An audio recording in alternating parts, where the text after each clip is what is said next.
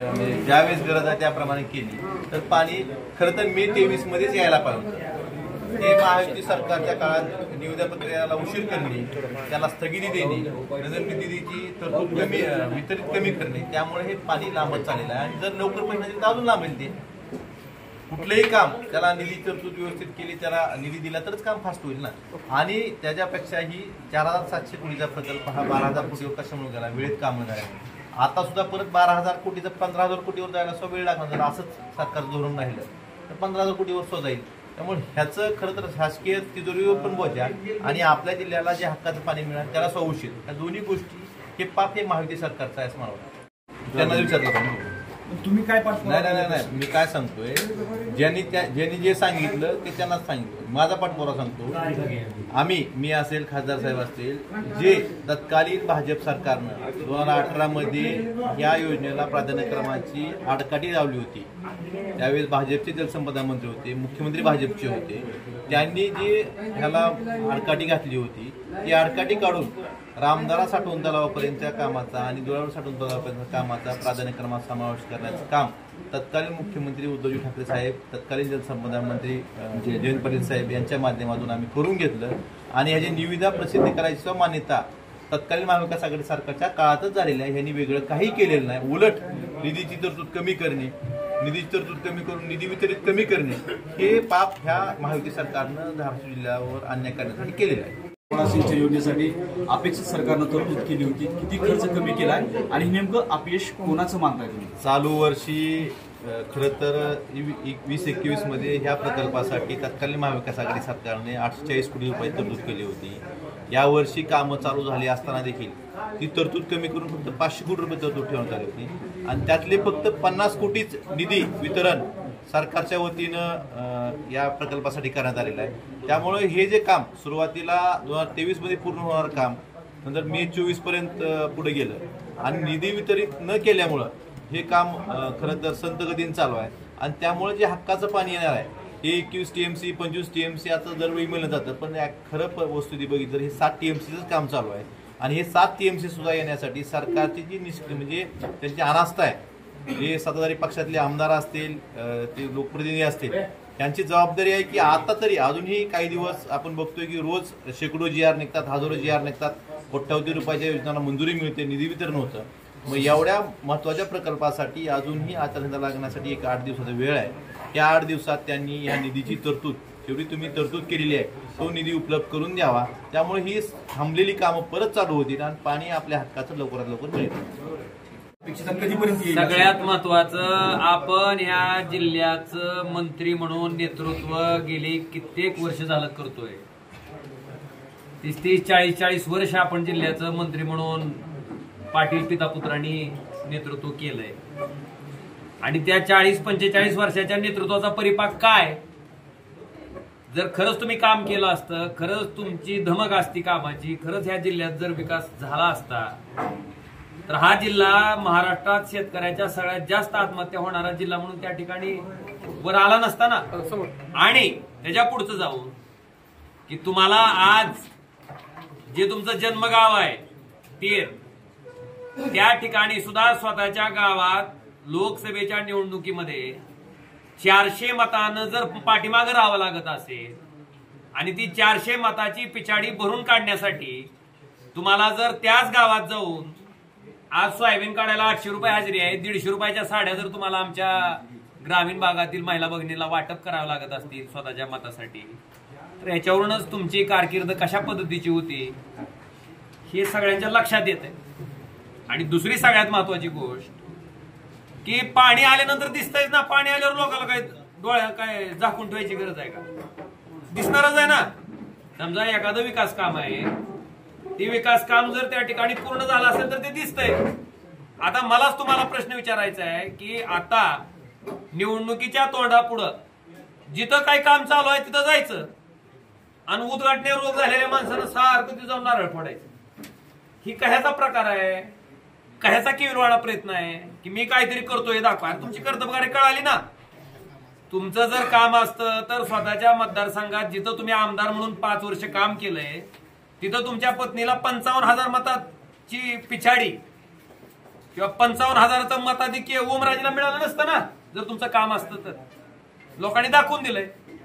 मला वाटतं अशा पद्धतीनं न केलेल्या कामाचा श्रेय घ्यायचा जो केविलवाणा प्रयत्न आहे तो त्यांनी पहिल्यांदा बंद करावा. आणि सगळ्यात महत्वाचं की मी लोकप्रतिनिधी आहे, लोकांना माझ्याकडनं अपेक्षा आहे. एखाद्या गावात गेल्यानंतर, एखाद्या ठिकाणी गेल्याच्या नंतर एखाद्या माणसानं जर आपल्याला प्रतिप्रश्न केला तर आपण त्याचं उत्तर द्यायला पाहिजे ना समर्पक. तिथल्या लोकांनी बरोबर विचारलं होतं, बाबा काम पूर्ण नाही, तुम्ही कशामुळे इथं आलात. तिथल्या लोकांनी विचारलं, शेतकऱ्याच्या भूसंपादनाचे पैसे देणं बाकी आहे, तुम्ही इथं कशाला आलात. पंप हाऊसचा लाईटचं कनेक्शन नाही अजून, त्याचं काम चालू आहे, अर्धवट स्थितीत आहे, तुम्ही का आलात. ही माफक मुद्दे आहेत ना. आणि 14 प्रश्न त्यांनी विचारला की हे जर शासकीय कामाचं उद्घाटन असेल तर मग सगळ्या लोकप्रतिनिधींना निमंत्रण का नव्हतं. रास्त प्रश्न होता ना. त्या तुळजापूरकरांना ज्यांच्या मतावर आपण 5 वर्ष आमदार आहेत, त्या तुळजापूर मधल्या लोकांना जर आपण त्या ठिकाणी चावणाऱ्या कुत्र्याची उपमा देत असाल तर ह्याच्यापेक्षा तुमच्या बौद्धिक दिवाळखोरीचं काय दुसरं प्रमाण द्यावं. काय बोलावं तुमच्या ह्याला. मला वाटते सामान्य जनता अशा पद्धतीनं अवहेलना केल्याच्या नंतर ज्या पद्धतीनं लोकसभेला त्यांची जागा दाखवली त्याच पद्धतीनं विधानसभेला त्यांची जागा दाखवून देतील. आणि कमाल त्याच्यावर थांबले नाहीत ते. कार परत गुरुबागाच्या मंदिरात जाऊन अजून पुन्हा उद्घाटन करून आले. तिथं थांबलेले नाहीत. आता त्या रेल्वेचं काम चालू आहे तर मी 1 महिना झाला त्याच रस्त्याने जातो येतोय. तिथं जाऊन उगाच जायचं, नारळ फोडायचं का तर काम चालू आहे. अशा पद्धतीनं नसतंय. आपण जर खरंच एखाद्या गोष्टीचं काम केलं असेल, प्रामाणिकपणे प्रयत्न केला असेल तर त्याचं श्रेय आपल्याला मिळतंयच. आज साधा विषय आहे प्राधान्यक्रम. म्हणजे थोडक्यात आता तुम्हाला सांगतो, एक विहीर बांधण्यासाठी 2004ला जर तुम्हाला 1 लाख रुपये लागत असतील तर तीच विहीर तुम्ही 1 वर्षात पूर्ण न केल्यामुळं 2024 पर्यंत वाढवत आणल्यामुळं त्या 1 लाख रुपयाच्या विहिरीला आज 10 लाख रुपये लागते. त्याच पद्धतीनं कृष्णा मराठवाडा सिंचन प्रकल्पाला जो 4700 कोटीचा प्रकल्प होता, जे पाणी तरतूद केली असती पैशाची आणि ताबडतोब त्या ठिकाणी पूर्ण केला असता तर मागच्याच 5 वर्षात 10 वर्षात पाणी मिळालं असतं. ते पाणी अद्यापपर्यंत मिळत नाहीत. आणि 4700 कोटीच्या प्रकल्पाला आज 12,000 कोटी रुपये द्यावे लागते. आणि ते द्यावे लागतील म्हणून जर त्याचं श्रेय आपण घेत असाल तर हा कपाळ करंटेपणा आहे, इतकंच मी सांगेन. आणि ह्या कामाला आता जे पाणी तुम्हाला ज्याचं उद्घाटन करण्यासाठी तुम्ही गेलतात किंवा पाहणी करण्यासाठी तुम्ही गेलता ते काम प्राधान्यक्रमात घ्यायचं काम हे लोकप्रतिनिधी म्हणून कैलास पाटील आणि ओमराजे निंबाळकरांनी जयंत पाटील साहेब जलसंपदा मंत्री असताना केलंय. ज्याला पायकुटी घालायचं काम भाजप सरकारनं 2018 मध्ये केलं होतं. रामधारा तलावपर्यंतची कामं प्राधान्यक्रमात नव्हती. त्या ठिकाणी दुधाळवाड्याच्या साठवणुकीची कामं प्राधान्यक्रमात नव्हती. ती कामं प्राधान्यक्रमात घ्यायचं काम हे महाविकास आघाडीच्या काळात उद्धवजी ठाकरे साहेब मुख्यमंत्री असताना आणि जयंत पाटील साहेब जलसंपदा मंत्री असताना झालंय. हे रेकॉर्डवर आहे. आणि 840 कोटीची तरतूद होती तर 840 कोटीच वितरण झालं. ह्यांच्यासारखं नाही 840 कोटीची तरतूद 500 कोटीवर आणायची आणि वितरण फक्त 60 कोटीचं करायचं, अशी पद्धत नाही. हे जे केलंय ते तुमच्या समोर मांडलंय. आणि त्या प्राधान्यक्रमामुळे पाणी आता दिसतंय तर हे उद्घाटन आहे अर्धवट कामाचं. आता तुमच्या शासनाच्या एखाद्या कामाचं जर उद्घाटन असेल तर त्या भागातले जे कोणी लोकप्रतिनिधी असतील, समजा त्या भागाचा पालकमंत्री असेल, त्या भागाचा खासदार असेल, त्या भागाचा आमदार असेल, या सगळ्यालाच निमंत्रण दिलं जाते. आणि मग एखाद्या कामाचं उद्घाटन त्या ठिकाणी शासनाच्या निधीतून पैसे खर्च केलेल्या कामाचं उद्घाटन होते. ही प्रथा परंपरा आहे.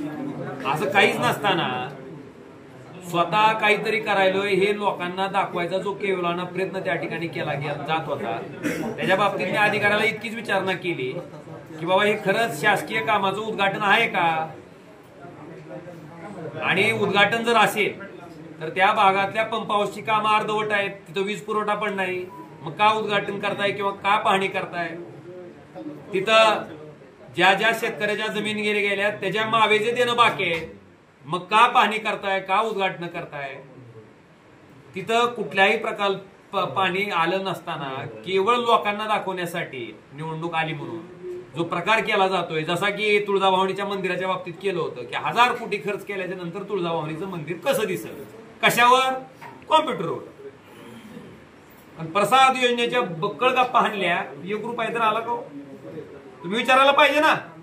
हे काम कसं आहे हे आजचं नाही आम्हाला माहिती, आम्हाला जुनं माहिती आहे. ही निवडणूक आली की असलं स्वप्न दाखवतोय काही. हे आम्हाला माहिती आहे. इथं सुद्धा आता कवडगाव एमआयडीसी तुम्हाला माहिती आहे का, एक इटलीच्या कोणतरी मॅडम कोण कोण आलतं बघा तिथं, बघितलं का नाही तुम्ही? दाखवलं होतं हेलिकॉप्टरनं आलता माणूस, की आता असं वाटलं धाराशिव करायला की आता काय प्रकल्प उभा राहतोय काय की बाबा तिथं. काय झालं? हा, मोजरवेर काय पक्क लक्षात तुमच्या. अहो मुघली एरंडापासून माहिती आहे मला, आता काय सांगू तुम्हाला.